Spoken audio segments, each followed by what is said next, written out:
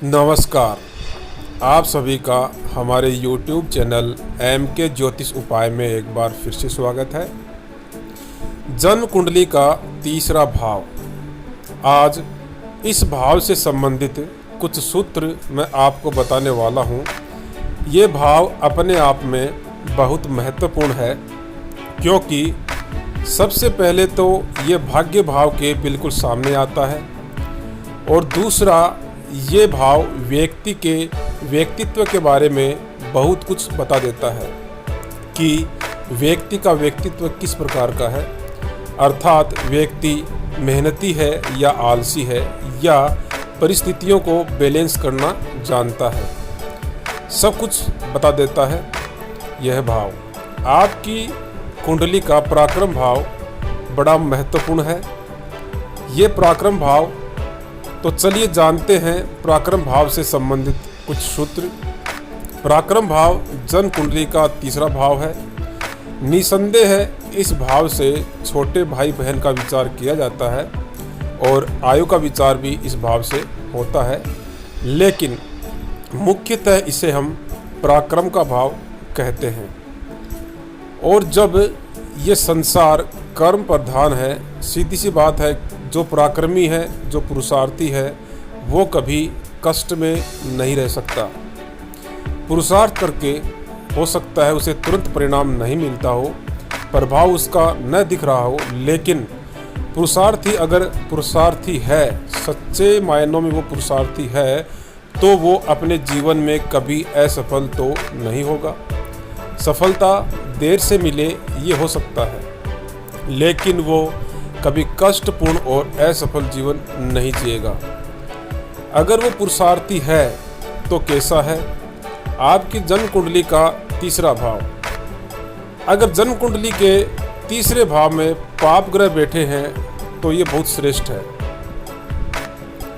पाप ग्रह अर्थात शनि का जन्म कुंडली के तीसरे भाव में होना, राहु का होना, मंगल कारक बन जाते हैं इस भाव के, मंगल का होना, सूर्य भी यहाँ जबरदस्त फल देते हैं। तो अगर ये ग्रह आपकी जन्म कुंडली के तीसरे भाव में बैठे हैं तो ये बहुत अच्छी स्थिति है। इसका मतलब है आप बहुत पराक्रमी होंगे और अपने पराक्रम से आप सब कुछ हासिल करेंगे। विशेषकर यहाँ सूर्य बैठे हों, ये मेरा अपना अनुभव है कि ऐसा व्यक्ति अगर ठान ले, जिनके पराक्रम भाव में सूर्य है, अगर ऐसा व्यक्ति अगर ठान ले कि मुझे ये पाना है, मुझे ये लेना है, तो निसंदेह है जो उसे अपने जीवन में चाहिए वो उसे हासिल कर सकता है। पराक्रम भाव का स्वामी अगर मजबूत है तो एक बात तो तय है कि जातक अपने जीवन काल में अपने मेहनत और पुरुषार्थ के बदौलत हर वो सुख हासिल कर सकता है जिसकी चाह जातक की होती है। वो सब मिलेगा और पुरुषार्थ की बदौलत मिलेगा, क्योंकि पराक्रमपति अगर बली हुआ तो जातक निसंदेह पराक्रमी होगा। पराक्रम भाव में जहाँ पाप ग्रह अच्छा फल देते हैं, वहीं अगर पराक्रम भाव में शुभ ग्रह बैठे जैसे देवगुरु बृहस्पति या शुक्र, तो ये भी पराक्रम भाव में शुभ फल प्रदायक बनेंगे, क्योंकि इनकी दृष्टि होगी भाग्य भाव पर और जातक चाहे जितना प्रयास करे, परिश्रम करे, उसका भाग्य साथ देने लगेगा। चाहे प्रयत्न वो थोड़ा करे, लेकिन उसको सब कुछ प्राप्त हो जाता है। मगर ग्रह का बलाबल अवश्य देख ले। वहीं अगर पराक्रम भाव पर शुभ ग्रह की दृष्टि हो, जैसे पराक्रम भाव पे में पाप ग्रह बैठे हो और पराक्रम भाव पर शुभ ग्रहों की दृष्टि हो, अत्यंत श्रेष्ठ और शुभ फलदायक होता है। अगर पराक्रम भाव का मालिक जाकर कुंडली के पंचम भाव में बैठ जाए तो भी बहुत श्रेष्ठ है।